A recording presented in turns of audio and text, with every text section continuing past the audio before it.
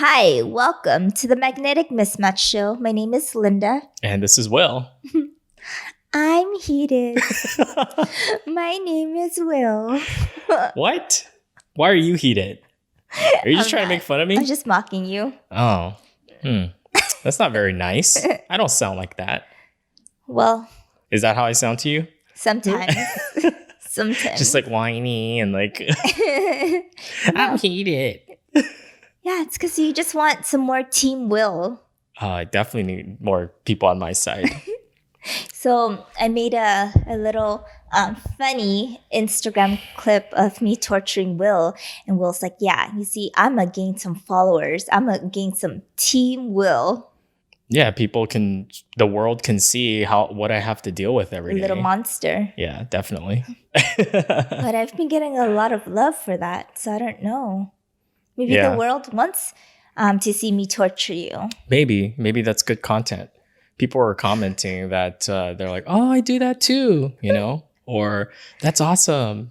Saw a couple of those comments. Or that's so cute. Oh, God, please. No, don't encourage this one. What are we talking about today? So today we are talking about growing up with immigrant parents. Yeah. Yes, because we both come from immigrant parents. Yeah. Yeah. We're the product of immigrant parents. It's pretty funny now that we think about it. Looking back. It's kind of a journey. Yeah. But it's frustrating at the time, growing up here, or at least I was born here. Mm-hmm. You immigrated here when you were very little, but pretty much your whole childhood and upbringing was here in the U.S. Yeah. I just felt like I never really fitted in. Right? It's like you watch Full House and you're like, wait, my childhood and my parents are not like that. It's not like that. How come it's like this on TV? And at home, it's like, nope, complete opposite or different. Yeah, and I get frustrated sometimes. Right. Yeah, there's definitely some things that jump to mind, when we're thinking about the style of raising a kid, from a more, I don't know if I wouldn't say just Eastern, maybe for us, because obviously that's where our parents are from, more in Asia. The way that they brought us up, we could definitely now clearly see the differences between their style and more Americanized styles as well. And we like to emphasize there's no one right way. But for us, we're a byproduct of both Eastern and Western upbringing. So we get the luxury to pick what we like and what we didn't like. Yeah, that's true. Maybe you didn't at the time because you didn't have a choice. Yeah. But you would fight your parents on certain things. But we're going to get into that. So I think one of the ones that stand out to me the most with being raised from immigrant parents from Asia, specifically China, is the emphasis of education. I can relate to that. Yeah. I mean, obviously, it's like your kind of typical thing where they had a very strong recommendation that we focus on math, science, and computers, right? Yeah. Which is fine. I mean, because those are really good fields to be in. And probably in their minds, it was like, if you study those fields, those are the ones that are going to give you the best chance for a good job, right? Yeah. Stable. They want a stable, high-paying job. Right. Us. With a lot of prestige, too. Yeah, prestige. It's huge. Yeah. And I would think, like, kind of looking back now, I think it's where that comes from is probably because in their countries, when they were being brought up, those were the subjects that produced the highest paying jobs or gave you the best shot of being financially successful in society, right? And even here too in the US. Yeah. And keep in mind, for them growing up, in the 70s? 70s? Was it? Is it 60s? Maybe 60s, 70s? I think, like 50s and 60s. They didn't have like the That's technology. Embarrassing. Well, our parents. Yeah. Yeah, they grew up in probably 50s. You're right. Our parents aren't that young, like in the 70s. That's true. I mean, that was part of their time, but probably like during the 50s, 60s, 70s, and for us, that was definitely not when they were born. Yeah, and for us, we grew up in the 90s, and keep in mind, social media wasn't a thing.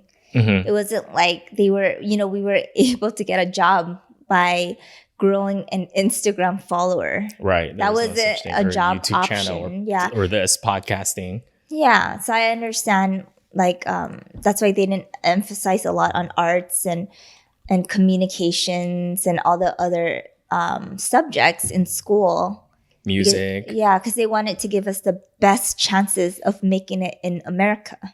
Sure, especially since they moved their entire lives to come out here, not speaking the language a lot of times, or not knowing the language and not having any connections or anything. You're probably going to want to push your kids towards the highest probability that they're going to be financially okay. Yeah. Yeah. I mean, even though like, but you know what you were saying, there's certain subjects, right, that we look back now and it's like, damn, we wish we would have been a little bit, they would have steered us in more of that direction, you know, things like business, entrepreneurship, communication, right? Those are so foreign to us. Music. Well, that's not true. Like in Asians, like, I mean, my parents, they said you could study music too. What was it? Except it was if you want to learn music, okay, cool. There's two instruments. You can either play the violin or the piano. And that was it. Violin or piano. There's apparently no other instruments that existed in their minds. Funny story. I actually played the piano. Did you? Yeah. What? Growing up. I was terrible. Like terrible. No wonder I never heard you talk about it. I was so bad at it. I was embarrassed to even tell anybody. So you had like a tutor, like an actual... Okay, so there's this older gentleman down the street from us. He was a retired pianist. Pianist. Oh, pianist. Sorry. No, you're fine. I'm just teasing you. It's a funny word. Yeah. PG. Keep it PG. Keep going. Yeah, so he taught piano for, I think it was like $5 a session.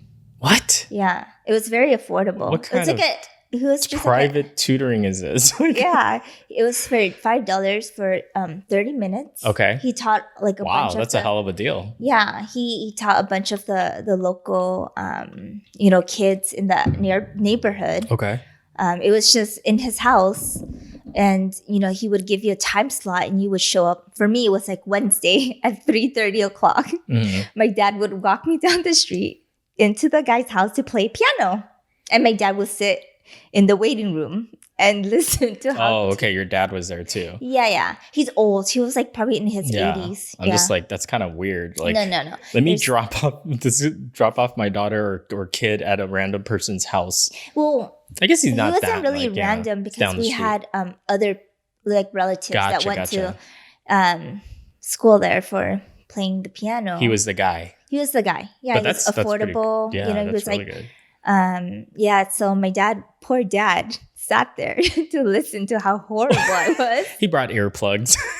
He learned. I was like tone deaf, rhythm deaf. I don't know. I just not never. Good. Yeah, and you could hear the guy screaming at me. Oh my god! I could see that. Yeah, that wasn't your instrument. No. So basically, since you weren't good at the piano, your only other instrument would have been violin. Yeah, but no one taught violin for $5. So I never got the opportunity to try that out. That's pretty cool. At least you had the experience. I was going to say you learned an instrument, but let's say you had the experience of trying an instrument.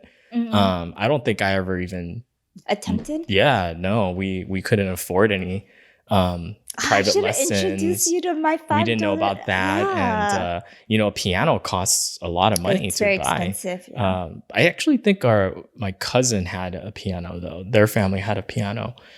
We didn't really have one. My cousin, she was able to take lessons and stuff like that, but that was the extent of our music program or music knowledge, other than like listening to it on the radio and stuff. But I think my parents hoped that I would be good at the piano because they saw my aunt who got a full college scholarship. Wow. Because Quinn, She played the piano really well, so she actually got a full scholarship. Damn. Yeah, playing the piano. And I think my parents hoped that would be their child. That's the Asian thinking. It's like, not because you know, playing the instrument for your joy or for creating art. Nah, dude, it's for a free ride. Yeah. For a free ride. For a school, for college, for education. But you better go into a math, science, or engineering program. You're learning the music in order to go to one of the other subjects that they want. That they limit it to. Because, you know, when it comes to Asian parents or immigrant parents, you know, in their mind, there's only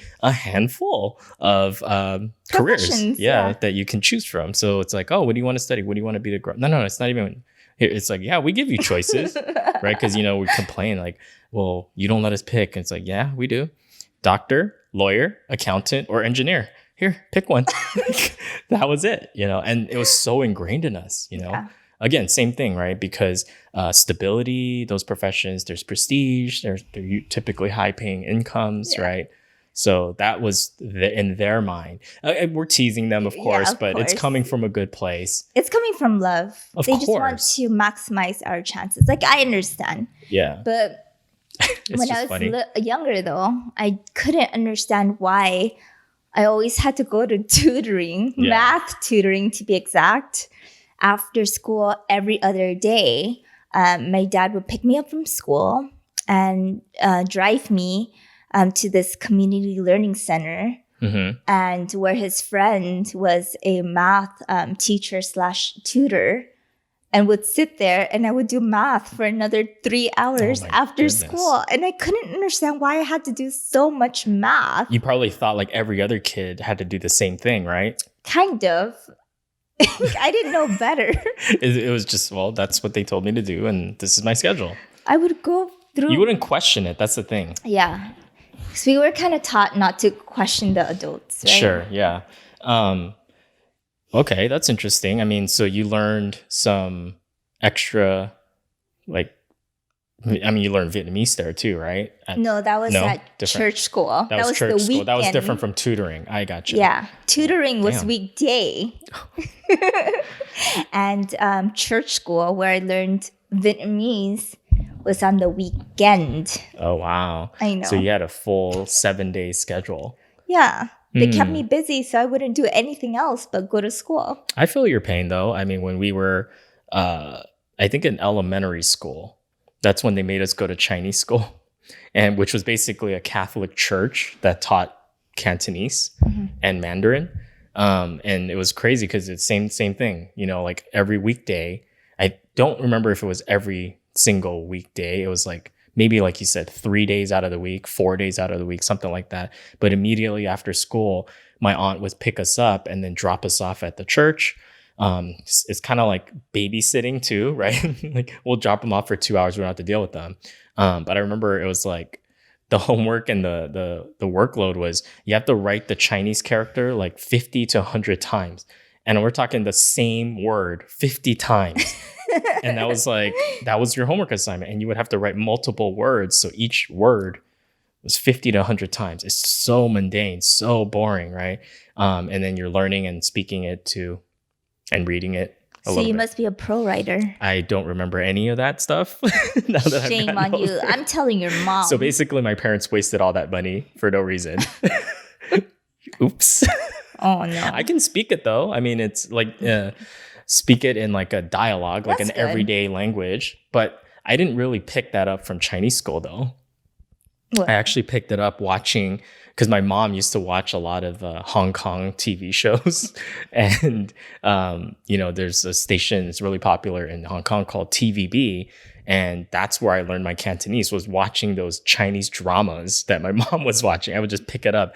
And it was funny because the way they speak is not as formal. It's very like slang and things like that. So I would pick up that type of speaking. And, you know, whenever I would speak to an older person, they're like, what the heck? Like, what? You know, and the accent isn't perfect. So they're like, what are you trying to say? You know, it's like, or it can come off as rude, but I don't know that. I just assume because that's what I heard, you know? So it was a pretty funny experience. So we both had to go through that pain, huh? Yeah. Extra learning. Yeah. Well, and then like, what about homework, you know? Homework. Yeah. Like you finish your homework and are you done? No, you better work on 5 more chapters after that. You better be ahead of your class. It wasn't ever like, oh, go finish your homework. It was finish your homework so that you can skip ahead and learn the extra stuff. It's like, huh? What? Like, no, now you have homework at home on top of the regular homework that you were assigned. Or my mom would make up more homework for me. Oh, yeah. They get very creative with that. They get very creative. Yeah. I remember in elementary school, my mom would come up with additional math problems. Or she built me a clock and would make me sit there and read the clock. Oh my God. Or, I don't know. I will give them credit. Like, as busy as our parents were, because most immigrant parents, they're so busy just trying to pay the bills, right? Yeah, that's true. Yeah, that even when they got home and they're tired and everything else, and they make you a hot meal, right? That was another thing I appreciated. But we'll get into that in a little bit. They still took some time, out of their schedule to sit down with us and help us with homework, or like, I don't know, challenge us and give us way more stuff than what was taught or assigned, Yeah. Because I think in our culture too, it's very competitive. Right? Super competitive. It's like for everything, even height, butt measurement. Oh, my kid is an inch taller than yours. That's right. That's the Asian way. Every time you would see, like, go to a family reunion or you see your cousins or something, it's like the first thing the aunties and uncles all want to do, and it's like, all right, stand there, stand behind each other, butt to butt, right? And it was crazy. And then it's like, he's got you by a half an inch. Yeah. Or like, and they start bragging about it. Yeah. Or grades, or what's that kid studying? Any awards. Oh my goodness. I forgot all about that. That's crazy. That's a long time ago.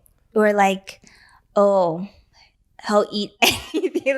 Like, he's very not. Oh, they're not picky. Yeah, that was something. Even something like that. Something it's something to brag about. Because it's all about face, right? Yeah. How does it look to the rest of the family, or any of that stuff? It's like prestige, right? Yeah. So that was always interesting. So as a kid, you're like, oh God, God. You don't look forward to those family reunions because they're gonna start like comparing you and asking you about, oh, how are your grades? How are you doing in school? Well, my son got this, or my daughter got this award, or whatever, right? Got this trophy.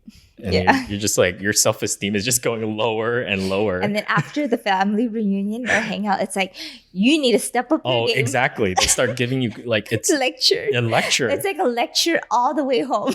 Very blunt too. And exactly, your parents would start getting on your ass. Like, just, you need to do better. Did you hear? This person did this. Now you need to do this. Now you need to up one. They got an A. You need to get like an A++ somehow. It's like, that doesn't exist. You need to study harder. It's like, that's how it was. Yeah. Even through college, that person got into that college. Why are you going to that college? That was a high pressure time. There was so much pressure, because then it's like, you don't want to get into a school that brought shit all the time. I was gonna say that brings shame, but it's like you have that in the back of your mind, like, oh damn, I have to study extra hard. I need to like at least get into a decent school, something reputable or whatever, right? Yeah. Which, by the way, in the real world, employers don't even care that much about where you went to school. No, that was especially the pressure that we were put upon us. Right. Knowing what we know now, that really isn't important. It's all about skills, and it's a lot of times the things you learn in school. Yeah, it's something you pick up on the job too. It's not through the theories and concepts. I mean, sometimes. But a lot of times it's things they don't teach in school, like soft skills. For sure. Yeah. Yeah. Which you're very far in life. Yeah. Which I think is one of the flaws, or one of the things maybe that Asian parents or immigrant parents overlook, because they focus so much on the practical and technical skills, like the computer science, the math, the science, right? All that stuff. But they don't focus on other things like arts, like we were talking about, music, sports. Yeah. That was the last thing an Asian parent would talk about. It's like sports. What do you... What? A buff Asian? Yeah, that didn't exist in the 90s, apparently. Like there were no such thing as buff Asians until like more recently, where powerlifting is more popular and there's more exposure, and it's like it's crazy, right? Yeah. But that was the thought before. Yeah.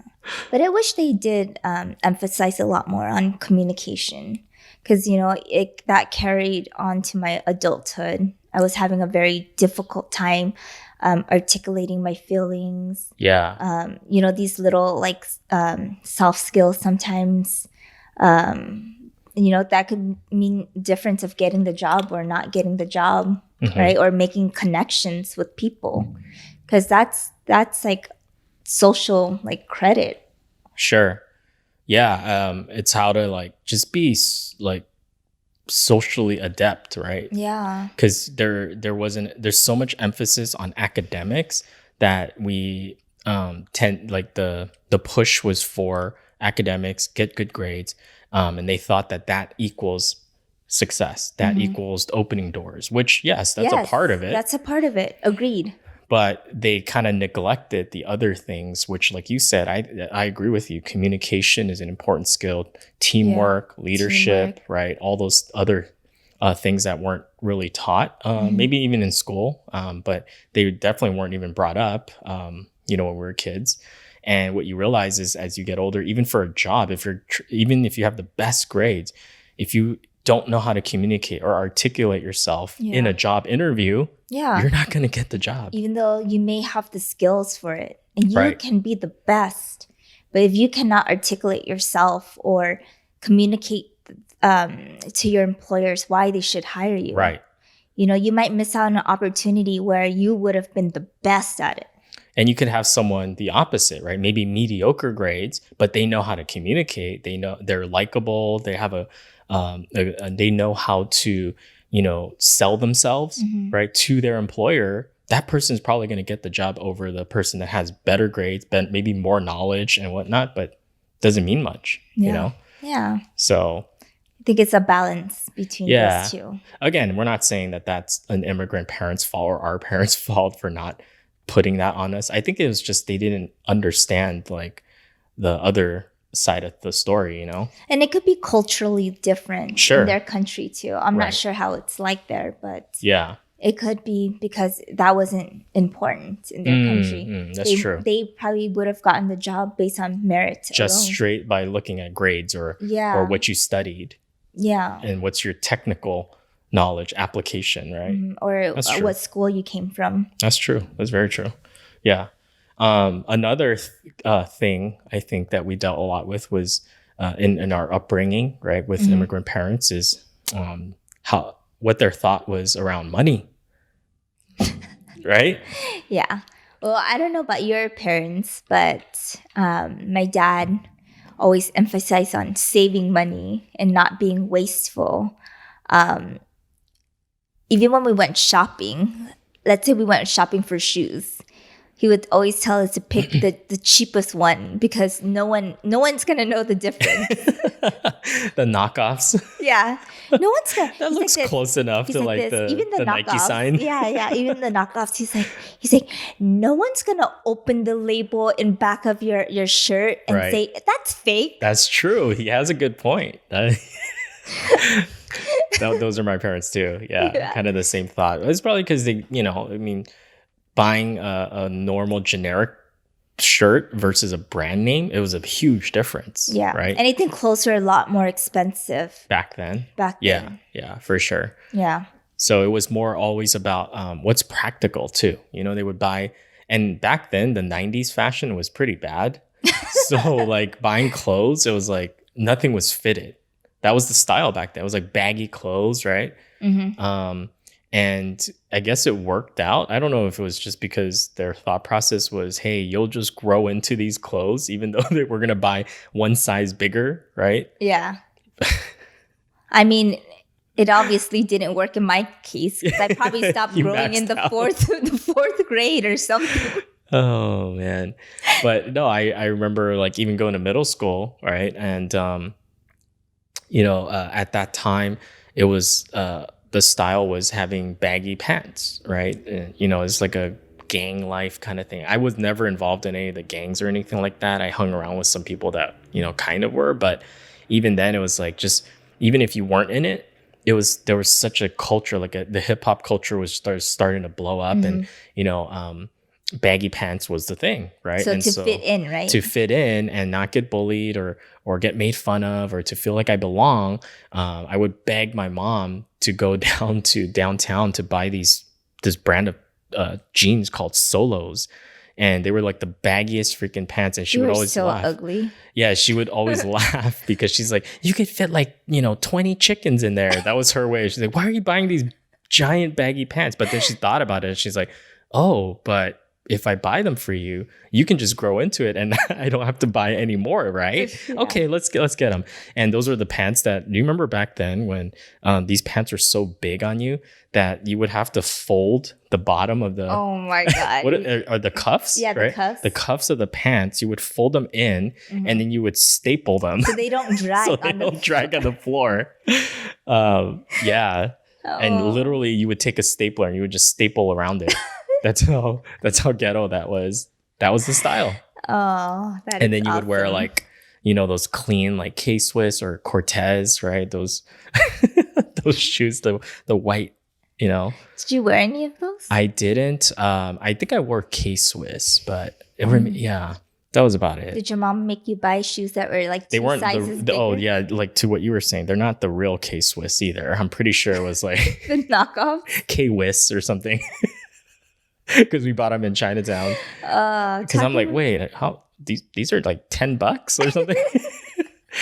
She's like, hey, as long as it fit, though. It was always about if it fits, it doesn't hurt your feet, that it's fine, right? Yeah. And again, that's what we could afford back then, and I totally get it. It was just like my dad would like humorous. Knock on the soles, to make sure that they're sturdy. They're enough. Real soles. Yeah.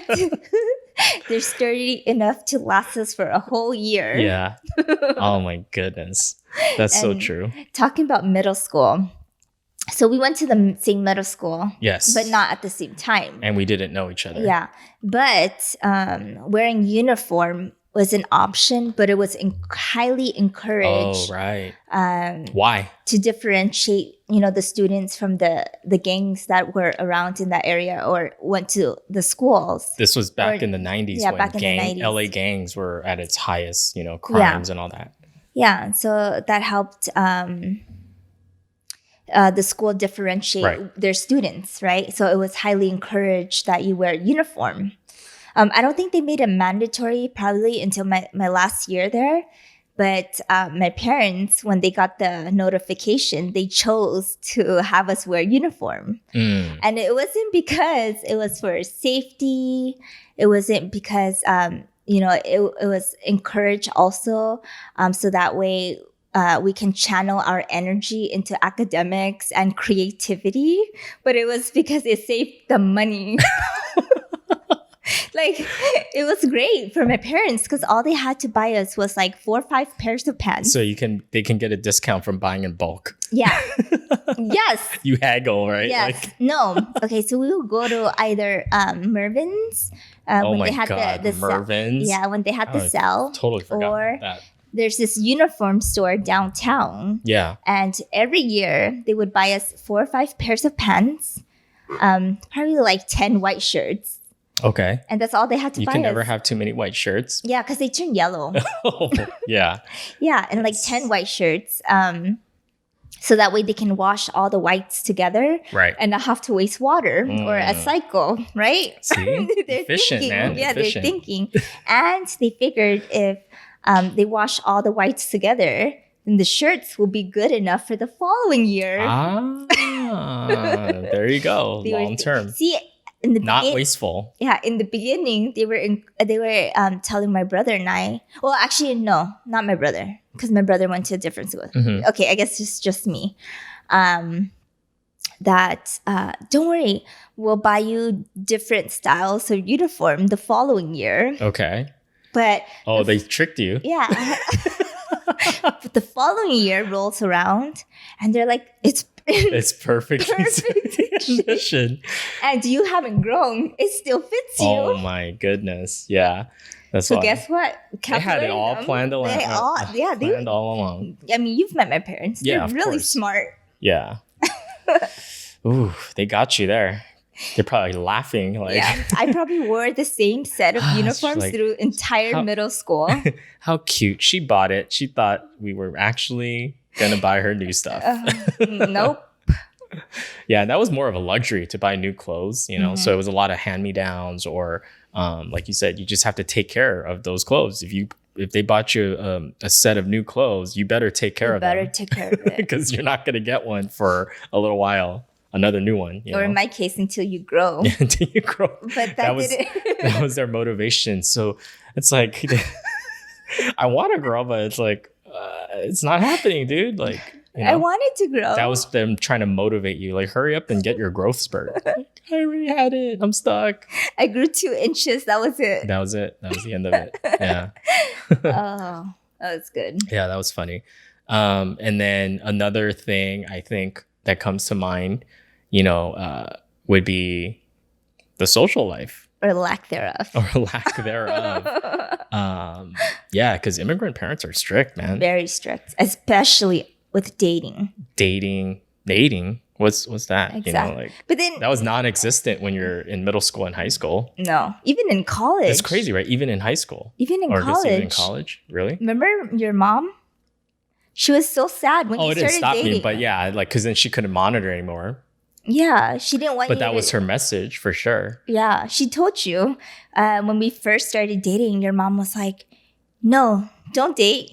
Focus on your career." Yeah. And you were already done with college. Yeah, and I don't know if she's listening to this, but yeah, of course I dated in college. But the thing is, that was her message. You're absolutely right. It was like, I heard it in middle school, I heard it in high school, I heard it in college. Like, focus on your studies, because they were worried that I would get distracted in college, partying or whatever, right? You know what college kids do, and not get my degree. Mm-hmm. And I was actually a pretty bad student, so I can see there was some, you know, some reasoning behind why they were worried. Like, I remember my dad, because I've always been like, you know, like a BC student, and it wasn't that, I don't know, it was just the subjects and sitting down and, you know, reading a book was so boring to me. Mm-hmm. It wasn't challenging. Or not challenging. I guess that's the wrong word. It was like, it didn't interest me. I didn't have the concentration, like, to sit there and then study and then, you know, take a test.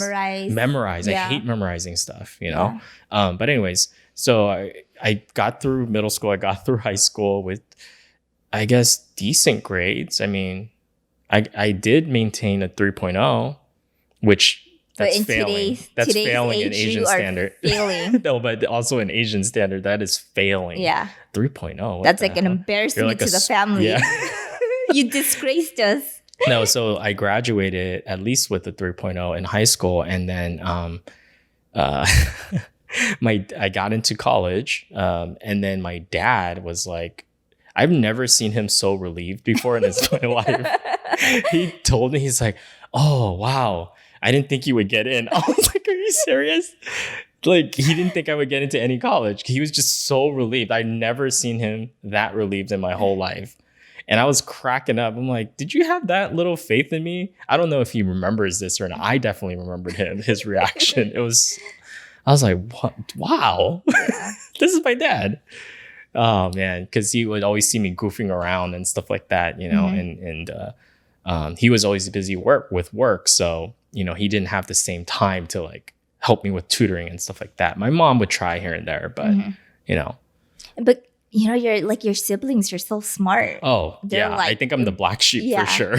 They're very academically smart. Very smart. Yeah. You know, my younger brother, my younger sister, both of them are, they had awesome grades. My brother graduated valedictorian for his high school. Just, you know, top of class and all that stuff. But so somehow I can see why they would worry about you. Because if they had, you know, because if their other two kids they were fine. Yeah. They did what they needed to do. They they made the family proud. Thank God for them. Yeah.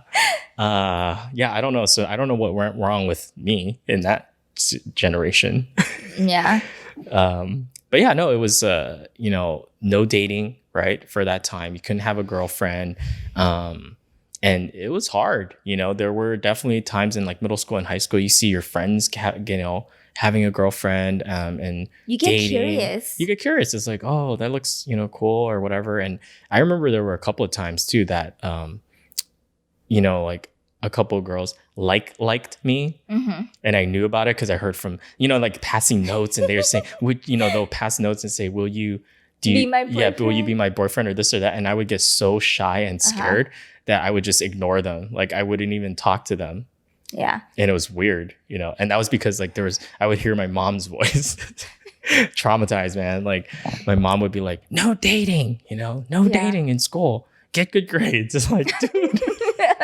Oh God. So I didn't have a girlfriend or any of that stuff. I didn't date when I was until I went to college, actually, first year, away from the parents. They couldn't monitor me. I didn't, I was living on my own. And I had my first quote unquote girlfriend, which was like 3 months or something. So it was but my first dating experience. Yeah. So that was cool. Experience. Yeah.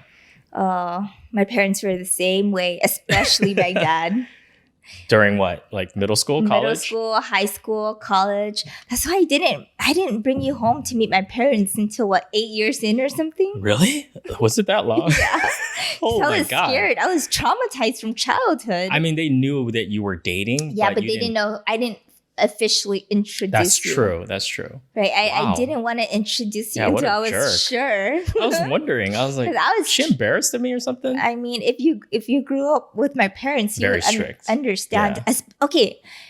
I mean, You got to give them a little bit I know of you context. always joke around Yeah. that I'm a free range child. Because they're very relaxed on Hands off. hands off, very relaxed on allowing me to make decisions. But for certain things like education and social life, Yeah. they were very strict because Okay. they didn't want me to accidentally hang out with the wrong crowds, Get and pregnant. get in trouble. And especially dating. So it's so funny. Like my dad, every time the phone would ring and I knew it was for me, I would run to the phone to answer it. And my dad would pick up the other line or the other phone. Yeah, this was back when you had no cell phones. It was like a wire, like a landline. Landline. Landlines in the called house. a landline. I would answer. My dad would answer the other line to hear in what was going He on. was eavesdropping? Yeah. What the hell? Yeah, and if it was Actually, that's true. your That's mom what did parents the would do. same. Go ahead. Sorry. Yeah. So my dad would listen to the other line. And if it was a boy, it didn't matter what conversation I was having, even if I was working on school work, because, the guy was my partner. Right. It was, It's he for would lab talk or and something, yeah. Who are you talking to? Why are you talking to him? Just hang interrupt up now. And I'm like, Dad, I'm working on project. There's no such thing as project with the boy. Yeah. Hang up. Yeah, I know that trick. Project. Oh my goodness. Yeah, so I would never give out my phone number because I was embarrassed of, the couple incidents that happened. You totally got traumatized. Yeah, I was traumatized, or my dad would, either drive me home from school to make sure that I wasn't walking home with a boy. Oh man. Even in college, Wait, how did he monitor you in college? Oh, well, you lived at home. I lived at home. Yes. So every time I passed 10 p.m., I would get a message from Dad, where are you? You want me to take away your car? Oh, damn. Whoa, I didn't know about all this. Damn. Okay. But I don't know. Knowing now, I don't know if he would actually do it or not. They were trying to protect you. Right? Yeah. Especially being a girl, right? Because in our, like where we grew up in East Los Angeles, and at the time, in the 90s, teen pregnancies was a big problem. It was huge. Yeah, like a lot It of was a huge our issue. classmates, I remember, like you would see people getting knocked up, and girls like 14, 15, not even that, like some younger than that, Yeah. getting pregnant. Yeah. In our high school, we had one of the highest pregnancy rates. Right. And then they couldn't graduate. yeah, and we had one of the lowest graduation rates. And I could see why, my parents, or especially my dad, was being like A little that bit more protective. protective. Yeah. Well, I always joke about with you. I get where they're coming from, because if I have a daughter, we have kids, and I have a daughter, she's not leaving the house, dude. We're homeschooling her. We're locking her up. No, I'm just kidding. I wouldn't do that. She's not going out. She is not going out. I'll be on somehow I'm going to put those little apps on their phone and track her.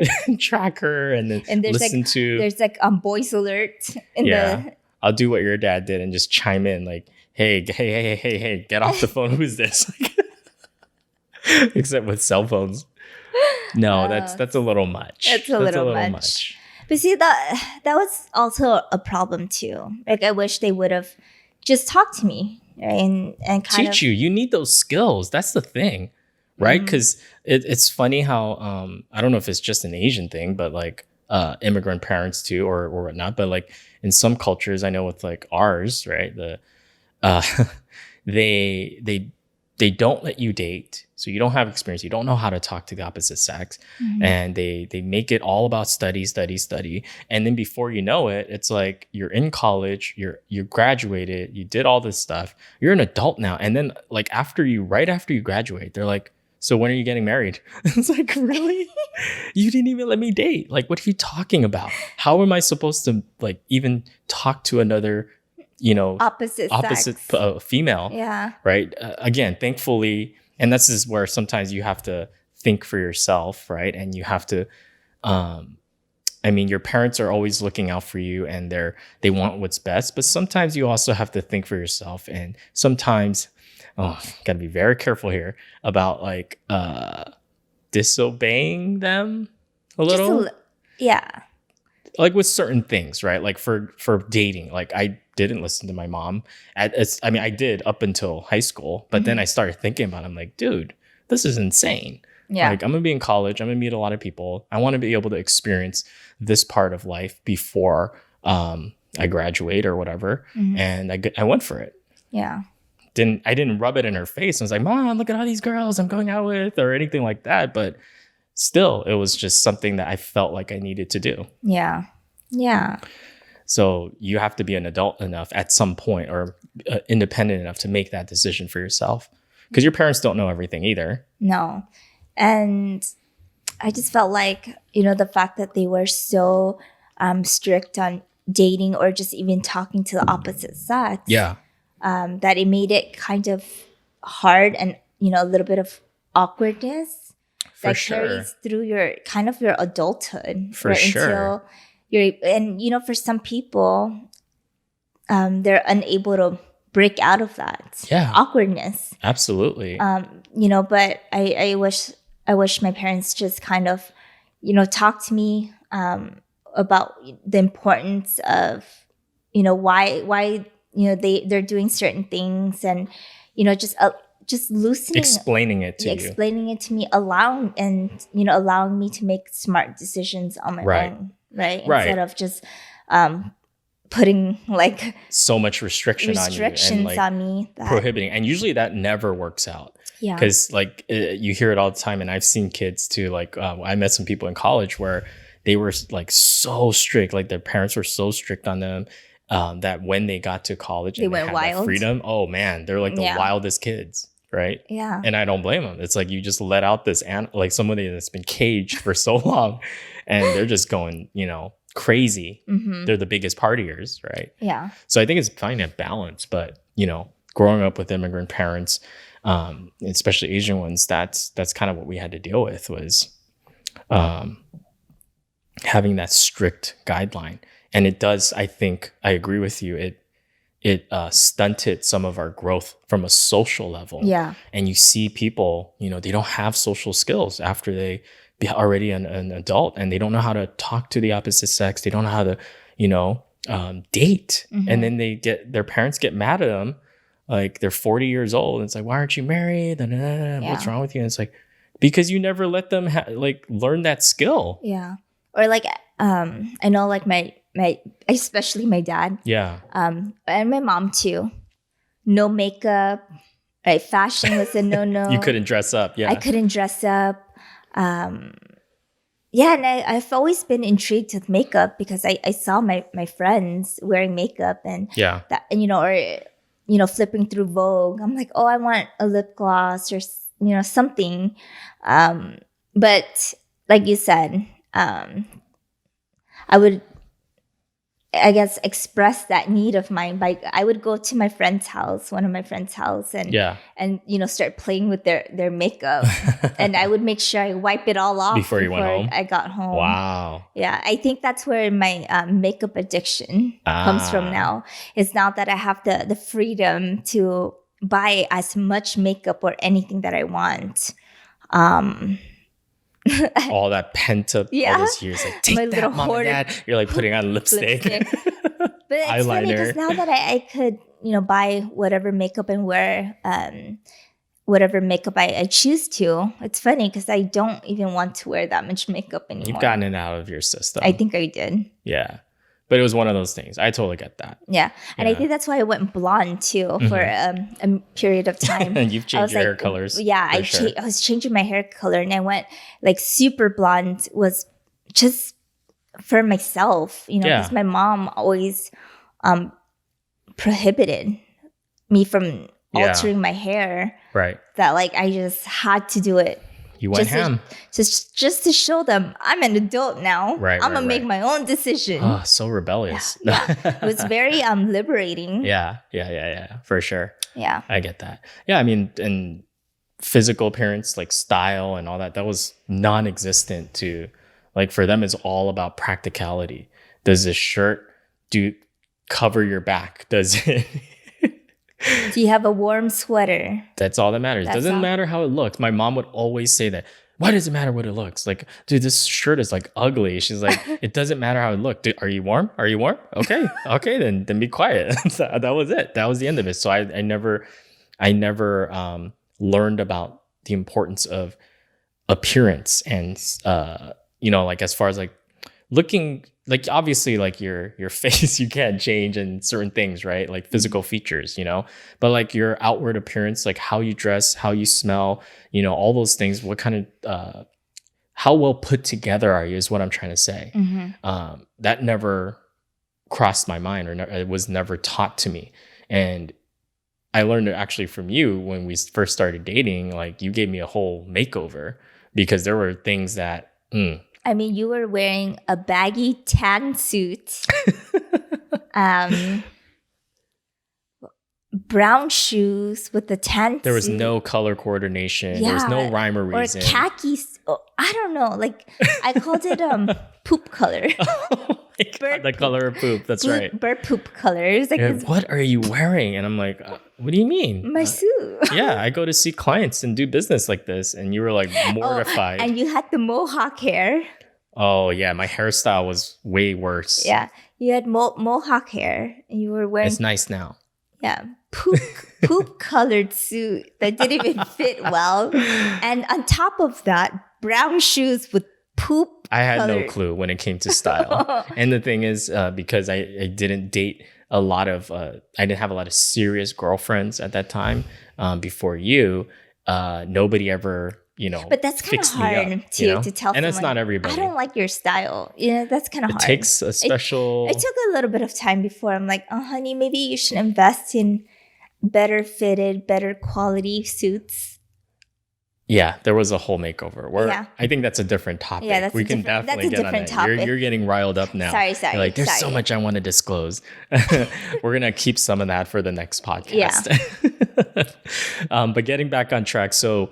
Staying out of trouble, right? All that. I think the other thing was, one of the things I was taught, especially growing up in a rougher area in East Los Angeles during the 90s with all the gangs and everything, and being in a predominantly Hispanic community.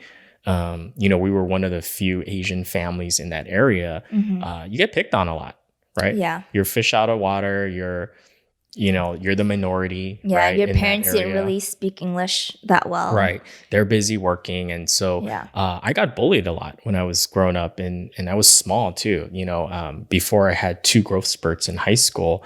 And that was like a common thing, right? You get picked on, unfortunately, right? And another podcast, another time too, right? We'll get into details, but they always taught us to like, don't fight back. Which was weird, right? Nowadays, it'd be like, hell no, I'm fighting back. I'm going to defend myself, right? Yeah. But for them, it was always taught like if somebody's trying to do something, just walk away. Just walk away. But I see though, you know, because if you fight back, especially during the 90s when violence, you could get killed. You literally could get killed. You could have gotten killed. Yeah. You could get killed, or if you get beat up or whatever, then, you know, you're going to get in trouble with school, right? For starting a fight or defending yourself, whatever it is. Yeah. And that could jeopardize your chances of getting into college, right? Yeah.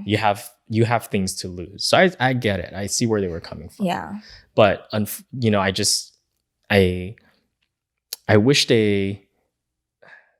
I don't know. I guess I didn't understand it at that time. And I had a little bit and it wasn't, you know, because our school was so populated. It was, you know, the number of students really outnumbered the teachers. Sure. They can't enforce everything. Yeah, exactly. So enforcement was very lacking. Mm-hmm.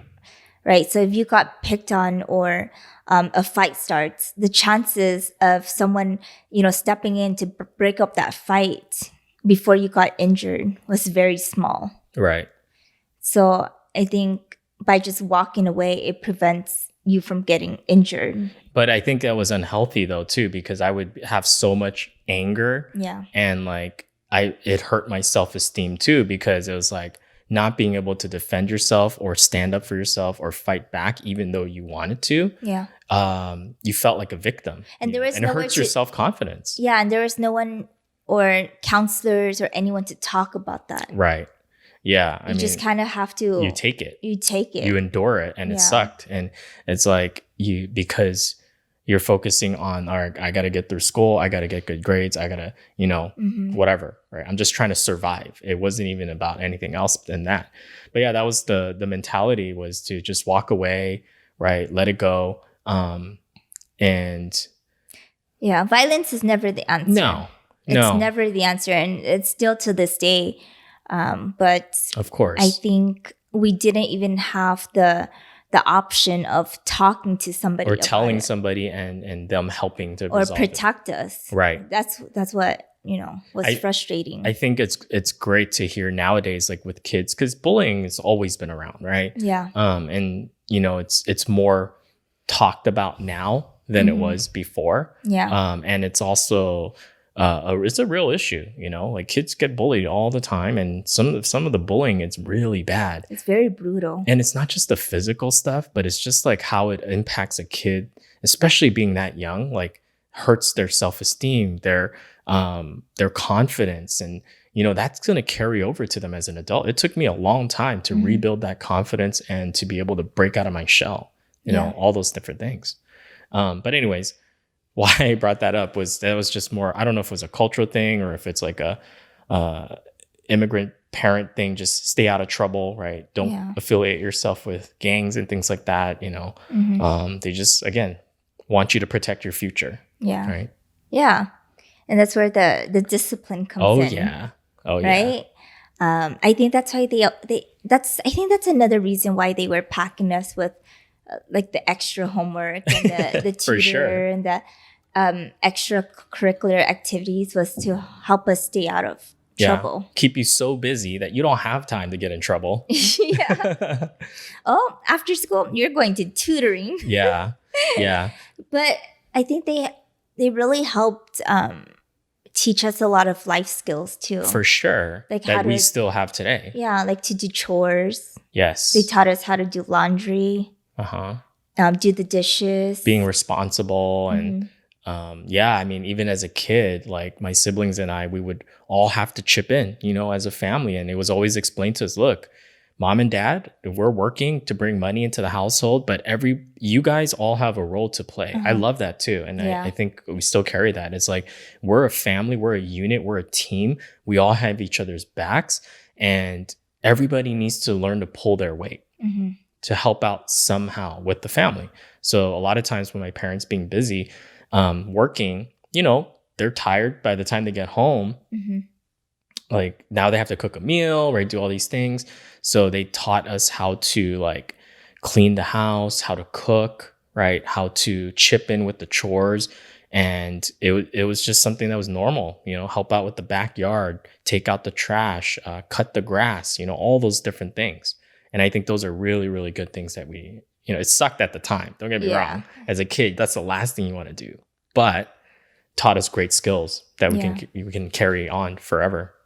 Yeah, and I had chores too. I didn't have to do the cooking, but I had to help clean the house, clean the bathroom, do my own laundry, at least my own laundry, and fold my clothes. Oh, good. And contribute and do dishes. Right. Contribute to the household, but they didn't give us any allowances for that. We didn't get awarded. What is that? Yeah, we didn't get awarded for doing chores. Yeah. It was something you had to do. That was just a responsibility. Exactly. As part of being in the family. That you have to contribute to the family. Right. It wasn't like, all right, I'll pay you $10 if you go take out the trash or something or wash the car. Yeah. It was like, no, you do that. That's what you're supposed to do. It was never an option. It was just, this is what you do as part of the family. That's your responsibility. So it taught us a lot about that for sure. And how important family is. Yeah. I think that's why families are a little bit more tight-knit, right? Yeah, and you're right. They did emphasize a lot on family. We had a lot of family dinners. Yeah. Family events. Yeah. I remember like dinner time, it was like, you stop everything that you're doing. It's dinner time with the family. Everybody needs to sit around, no distractions. And we're just going to have dinner, a nice meal together. We're going to chit chat and talk, right? Those were very important things. And I mean, we still practice that today. Yeah. And we're probably going to continue to do that for the rest of our life. Yeah. I love dinner that stuff. Time, you and I, we put our cell phones away. No social media, no distractions. We enjoy a meal together. Yeah. And then we talk about our day. It's just connecting. That's how you build and strengthen relationships, and I think that's even more important now than ever, right? Because there's so many damn distractions. Yeah. So I want to see that being brought back or more, more popular. Family time. Yeah. Yeah. Yeah. And I know my parents, they practiced a lot of positive reinforcement as well. Well, being a free range baby, of course.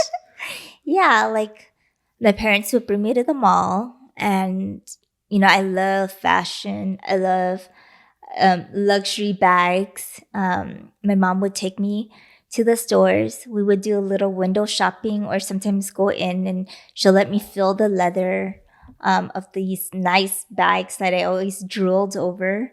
We would walk around like Nordstrom's and look at all the like expensive, nice clothes. And my mom would always remind me that if I worked hard, if I went to school, if I, secured myself a good job, then I could have it all. Like cool. Nothing is stopping you from, getting everything that you want. Wow.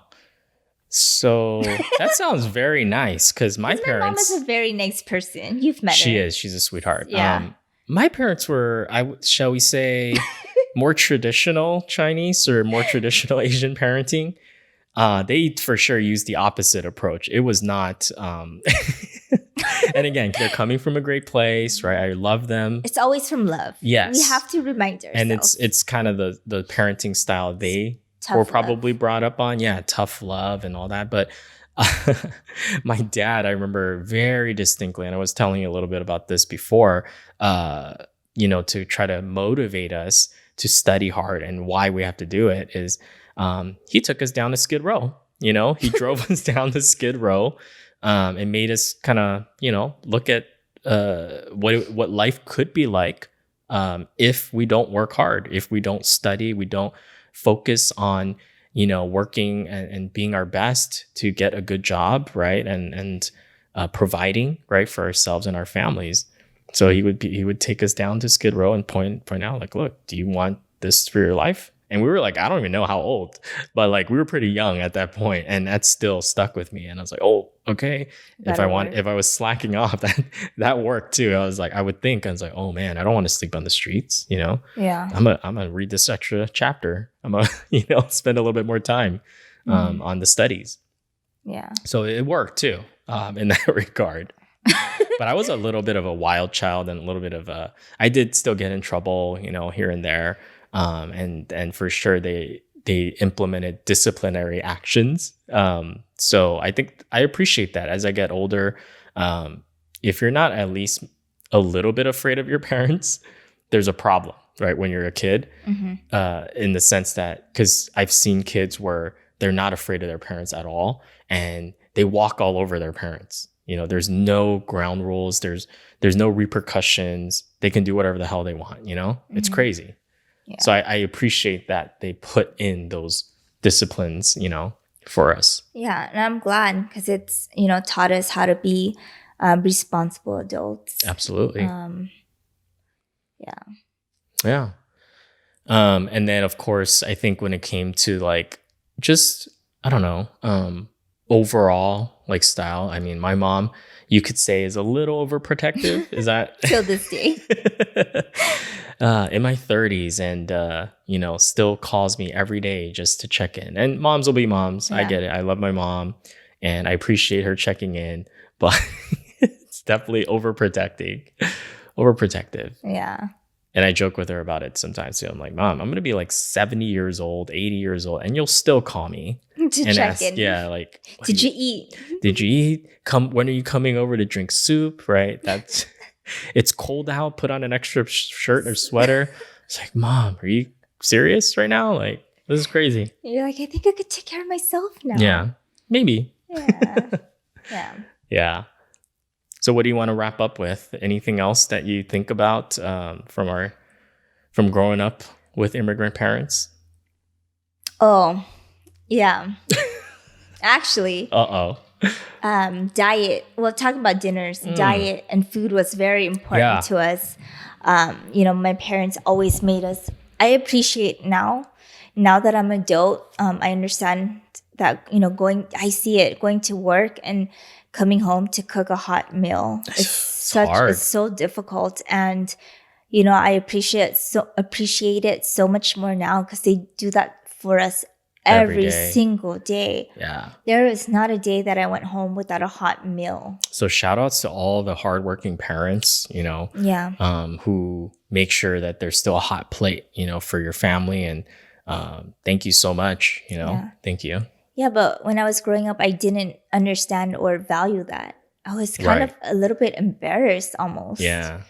Because the kids would make fun of my meals. Well, because you brought lunch to school? I did, but I stopped because of the teasing that went like on. Your mom would prep a meal, like a lunch box for you, an Asian food? Yeah. And, keep in mind, this was in the 90s or early 2000s when Asian food was not the cool it thing yet, right? The hipster thing. Yeah, the hipster thing. So my mom would pack me a meal, and I was embarrassed to open it up to eat it. Sure. Yeah, because the kids would be like, ew, what's that? Or that smells. What's that smell? Because it's not a bologna sandwich. It's not Lunchables. Yes, I would get so envious of all the kids that got a Lunchables. All they wanted was just a Lunchables, especially on field trips. So crazy, because that's what you thought was normal. Again, it's like fitting in, right? Yeah, I just wanted to fit in and not be outcasted or sit at another table because my food smells. Oh, that sounds so sad. That happened to me too. Yeah. Same thing, same experience. I'm sure there's other people out there that probably went through the same thing, I don't know why I'm laughing, but it's hilarious. Yeah, you're laughing at your trauma. But yeah, it was so funny. You're totally right. It was like you were embarrassed of the food that your mom like home cooked, like made out of love and everything. And she probably spent hours. And it was bomb food too. It was delicious food. But then it was sad. I remember telling mom, and I think she got a little hurt because of that. Like, because they don't understand. Yeah, like wait, why do you want like these like refrigerated, preserved food? They didn't understand it either. Yeah, I just spent an hour making you this delicious, fresh, whole foods meal, So that bone broth life. Yeah, we had bone broth when we were kids before it was cool, right? Yeah. Nowadays it's like, oh, you got to have this bone broth for collagen to keep you young, for your skin. Maybe that's why Asians are probiotics and prebiotics in the bone broth for gut health. All these good things in there. Yeah. Yeah. Maybe that's why Asians age well, huh? Age a little bit better, have nice skin. Some of us, not all. Yeah. But Yeah. Food was definitely, part of that upbringing. Mm-hmm. Interestingly. Yeah. Yeah. I was always afraid to bring my food. Yeah. But that changed But over that changed time. over Yeah. time. Which is cool to see. And Yeah. Asian food, there's so many different types of Asian food. And, food is one of our biggest passions. So Now I get like a little joy when an yeah. Asian restaurant wins an award or what best of, blank, right? It's like, wow, we've come a long way. I know. You have a lot of shows now that Yeah. highlight and showcase Asian cuisine as well. So it's really cool. It's really Get cool. some representation there. Mm-hmm. Because sometimes I think like Asian food they get looked down on almost, right? Where it's never considered like gourmet. Michelin worthy, or because usually like what, French food or right, like those are considered more like high class type of food, or like fine dining. But it's cool to see now like Asian, because it's delicious. I'm like, why is this not considered? It's cool to see Michelin stars, like Asian restaurants winning these Michelin stars. It's like amazing. Yeah.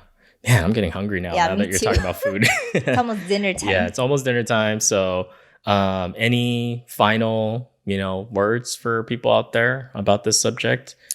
I think it's just there's no right way of growing.